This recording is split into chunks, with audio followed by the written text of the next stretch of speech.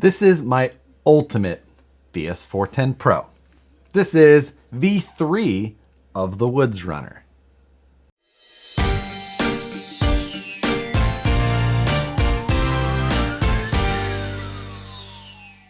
What's going on, everyone? This here is my original VS4-10 Pro. This was the truck that was on the cover of the box originally. Now it's actually on its second or third body, and I did do a portal axle swap in the rear. So it's got the original straight axle on the front, but it does have a portal in the rear. I've done maintenance, I added a dig, I've got, a little roll bar here in the back, but generally this vehicle is pretty much a mildly upgraded VS4-10 Pro, and it's long been just my absolute favorite trail truck. It's the one that I take to events locally. If I'm gonna go just do a long trail ride with friends, anything like that, this is the truck I grab. I love the way that it performs. It never lets me down. It's super capable. I've got a 3100 kV motor in here that I run on 4S.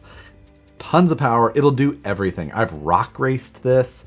It's my go-to all-around truck, my absolute favorite. And going even further back, this is kind of the progression from the original Vanquish Origin, which was the first kit that Vanquish released, and that's where the beginning of the Origin body came from. Now, the Origin Limited was a full SUV style, and then the Pro and Ultra used the half cab body. The initial choice to go with the International Scout-esque styling that these bodies used stemmed from my love of International Scouts, and specifically from one build that was done way back in the mid 2000s by a guy named Cody Sears out of Colorado, and he built a truck he called the Woods Runner, and I loved that truck. And back then I decided that I wanted to build my own version of it, and I tried some things that were a little bit, pushing my limits back then, which were just barely starting. I hadn't done much fab, and I just kind of dove in.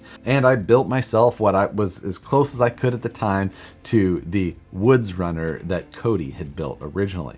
Fast forward from the very first Woods Runner that I did to today, and we've got way better components. I have progressed a lot in my skills, both in design and fabrication. The technology that we have has accelerated a lot as well, opening up all kinds of different opportunities. And that is what has brought me back to doing the third version of the Woods Runner. Now, I say third version. The second version was one that I owned a little while ago. It was initially built by DS Fabworks, and I really liked that truck. It had a Chevy C10 body that was on it, and it was narrowed, looked really good, and it had a lot of proportions that I absolutely loved. I owned that truck, did a bunch of work to it, really enjoyed it, but I decided to sell it to a friend, Ben, down in Arizona. But before I sold it, I had made sure that I could talk DS Fabworks into making me one more. And I got this chassis back from him over a year ago. But I really wasn't in any sort of rush to just dive in and finish it. I wanted it to just be the right time. And now has proved to be that time. So I want to run you through what this truck is all about, where we're at in the build process, and what I've got left to complete. Underneath what you see here is a VS4-10 Pro. It's got the VFD transmission up front, it's got the F9 axles underneath of it, and the VS4-10 chassis from front to back. That is all unchanged. What is different is what is on top. It's got a full cage that DS Fabworks built, and I wanted this cage specifically built to fit the Origin half cab body, or any of the Origin bodies really. But this truck, like the full-size one, it's made to be a little bit more aggressive, kind of like a trail buggy, more so than just a modified, off-road truck that you could drive on or off-road. So just like V2, this body has been narrowed. This body had 1 inch taken out of the center and then put back together. Obviously, the roof has been removed as well. And something that I only noticed after I started doing some design work in CAD is that the front fenders were also moved forward. Now, that's because the rear fenders have been pinched in, and just with how a pinch works and where the tires clear and all that, it tends to look better when they get moved in. You wouldn't even necessarily notice when this is sitting next to the other one unless it was pointed out to you. There's about a 1/2 inch that was removed from just behind this door seam here to where the wheel well is. So it wasn't a drastic change, but obviously these rear quarter panels are separate. They screw on with 2 screws there. The body has got a single screw here on each side, and the front is not attached yet. That still has to be done. Now, I mentioned that I didn't want to rush this build, and I truly meant that. I wanted it to just be, I was in the right mindset to dive in and do the work that this truck ultimately I felt deserved, because this is kind of just my ultimate truck. The VS4-10 chassis is my favorite. The machined F9 axles, the VFD transmission, just this style, this build, this is my ultimate truck. So it needed to be perfect. When I got the truck back, the body was still clear. I handed that off to Moose Jaw, and he did a paint job on it for me, kind of a patinaed orange look to it, and he did some lettering here on the door. 37 is just my lucky number, the number I put on everything. But the details that I was most concerned with is the fact that this is an open top truck. So I wanted the interior to be done right. And that means different things to different people, but for me, I felt like it needed to look like it was supposed to be that way, almost like it was purchased, done that way. And I've dove into that process at this point. We're midway through it right now. I have a lot of things left to accomplish and a lot of plans to execute, but we've made good headway at this point, specifically in the last week or so. The seat that you see in here is a racing seat model that I've kind of developed over some time here, modified a lot. I scale it to most all of my builds and use it here and there. I just 3D print it, and generally I'll flock them when they're done just to give it a little bit of the proper texture look, and it seems to work really well. This is a mock-up for size at this point. The final version of these, I actually have an idea that I'm working through right now. We'll get to that a little bit later. Inside of here, if you look down, you'll see that the interior floor pan is completed. Now this is a prototype, I just FDM 3D printed myself, because the look that I want to go for in the end is something that looks, like a regular consumer product. I'm gonna actually have this 3D printed on like a SLS machine. So it's got the nice perfect look rather than standard FDM printers. This floor is currently 5 total pieces, and there's a little bit more to it than initially appears. I wanted it to have a good height from the shoulder bar down, so it looked like a proper amount of depth, that the seat could look like a proper proportion and look like it had, the fall off that it should in front of the seat. But I did have to cheat that a little bit, because in a truck like this, oftentimes changing a battery can be the biggest pain.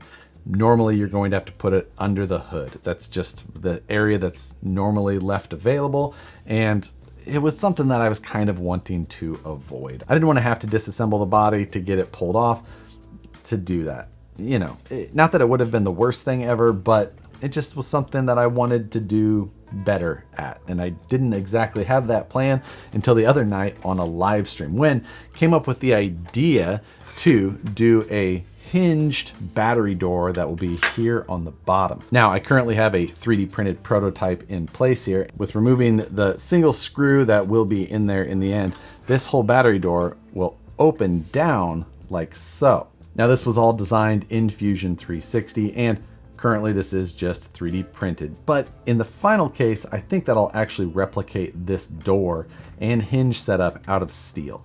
That way it can take a beating, and I'm not concerned about this part of it breaking or breaking the arms off of the hinges. But what that leaves me is an enclosed battery compartment that fits underneath of the floor area, and that I never have to get into the truck bodywork itself to do my battery changes. Now, I'll replicate that on both sides, the driver and passenger. I'll only have to run one of the 2 batteries, or I can run both if I want the extra milliamps. Now, I built it around a 1300 milliamp 3S pack from Tattoo, Genzace's line of like FPV batteries. You can get these in some high C ratings, so you can get plenty of amperage. For a truck like this, running a Hobbywing Fusion in it, that's going to be no problem at all. The Hobbywing Fusion doesn't draw a ton of power, and I chose it for this truck specifically because I wanted everything to be super clean, and eliminating the need for a separate ESC definitely aids in that. Now you may also see up there in the corner an XT60 plug. With the design of this battery area, I actually designed in a hard-mounted XT60 plug. You can buy these XT60 plugs with mounting points molded right into them. So this part is securely fastened into that side tray so that you don't have to try and fiddle with both ends. You can just hold the one side of the battery and push it into place, or pull it out and not have to get all of your fingers up inside of that small cavity. Now, in order to design up all of these pieces, like for the floor and the interior, the battery tray, I actually had to go through and reverse design this whole cage. Now, luckily, I have access to the base CAD work for like the VS4-10 chassis and the VFD twin transmission, and even the origin body. So I can make things pretty accurate, pretty easy. But tube work, those are things that just take a lot of sitting here with a ruler and calipers and reference points to just make sure it's right. I have to say that this cage is one of the most symmetric and square cages that I've ever owned though, so it made it super easy. Removing the rest of the body work here, I do have one of the front inner fenders trimmed up and in place. I do want front inner fenders in here, but these aren't probably exactly what I'm going to go with. The shock angles have been adjusted, both front and rear. They're onto the tube work itself, and just the position front to back as far as where the shocks mount onto the chassis is different. So the truck sits a little bit lower overall. And with that change in suspension geometry and ride height means that I do get some interference issue with the bump out that's on the inner fender here. So when I'm turned and I articulate, I'd be all over that. So what my plan is to do is redesign these inner fenders, get rid of that protrusion of that inner fender and get it to kind of flow more with the regular style. I'll also change how the opening of the shock tower area is, since I am running the S8E shocks and I'm not running the original shock tower. I can close up that gap, change where it is, or maybe get rid of it completely and just plan for the shock mount to come through. But after I get that done, my hope is that I'm going to mold those out of carbon fiber. I've been experimenting with forged carbon fiber since last year's Scale Nationals push, and I've learned a lot over that year and improved my processes and found some things that I think works better than the methods that I was doing before. I recently did some side pods for the Go Fast Phoenix build, the one that was up there. These are forged carbon fiber, and they're only a couple layers thick, so they're very light. And they also have kind of that cool look, if you like forged carbon fiber. Not everybody does, but these turned out great. Basically what I did is I made a 3D printed mold of the negative of the part. Then I mixed my resin and I got the chopped toe, which is like the raw carbon fiber pieces of fabric, and put them all into the mold all over, making sure to re-wet with resin over and over to get them properly saturated. And I followed that up with some 2x2 carbon twill mat just to give it a nice back and make it a solid piece all around. That part is not necessarily all that common, but I think it works well for me. After I got that all loaded, rather than using another 3D printed half to my mold and compressing it all together, I've been using a process of a backfilled silicone part. So before I load the mold, I'll actually backfill the same mold with a 2-part silicone material. And that gives me the second half of my mold. You're basically just controlling with compression how thick your part turns out. And it ends up making some very lightweight parts with a pretty good surface finish. I like these, I like the way that it turns out, and I think that's the method that I want to use here. The front part of the build is where I'll house the rest of the electronics. For the servo, I've got a Reefs 1100 Smart servo in here right now. I had a servo winch, but I removed that. Probably not something that I would use in a build like this anyway, so instead I'll just put a little tray in where that winch servo was, and that'll allow me to put my receiver there, probably a BEC, and maybe like a light controller or something like that. That's along the lines of what I'm thinking that I'll need. Now there's still a lot of details beyond that. As you can see, there's no grill here, and since this truck was narrowed an inch, I can't just take and put the original grill on. So I'm gonna have to modify the original grill design, narrow it up by 25 millimeters, and get that printed properly as well. The radiator that goes behind that, I'll likely do the same thing with. This will get a set of Q series headlights. These headlight buckets got painted over by accident, so I'll cut those out and then put the Q series in there since it has its own reflector and lens all in one. I'll need to build a front bumper, and I know I still need a little bit of fender trimming as well. I don't have a roof panel on here currently. I'll just run some sort of aluminum skin for that as well. Interior details, I've got a number of parts left to do. I'm gonna do a full firewall to make sure that you can't see into the front part of this build. I'll do a transmission tunnel that has a cutout for the shifters that I'll replace the top cap of that VFD transmission with. And then I'll run a center console back a little bit further. We talked about the seats a little bit before. Currently, I just keep setting this seat in there. But my ultimate plan for the seats is that I have designed a new piece of the interior pan to have kind of a railroad track or a T-beam style cross section. And then I'm gonna make that same cross section in the seat. Underneath of the floor, I'm gonna put a small piece of steel, and I'm gonna put magnets in the bottom side of the seat as well. So the magnets on the seat should pull through to the steel underneath of the floor, and that'll allow me to put the seat on and slide it into place, and it'll stay there.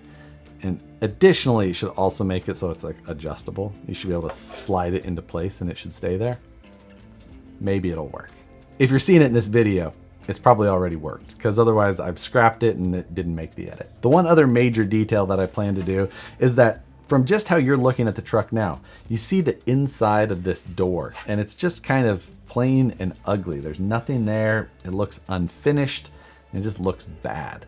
So I think that I'm going to design a door panel that will actually affix to the body as well, so that when you're looking into the interior from either side, it looks more finished, a little bit more polished, and just extra. Other details to come are some tail lights. I got some COB LED strips, some chip on board rather than the surface mount diodes. I think that that's gonna make for a cool style rear tail light housing when I get that done. I think I'm gonna do kind of a trail basket in the back rather than my traditional fuel cell or anything like that. I'm not sure that this truck's gonna get a fuel cell at all. At this point, that's kind of up in the air. I've put a ton of detail into a lot of these parts and the design, and so far I'm pretty happy with how they're turning out. I think that in the end, this truck is gonna be the truck that I was hoping that it would be, which is not always easy. As you know, oftentimes you have a vision in your head of what you're gonna do and how you're gonna build it.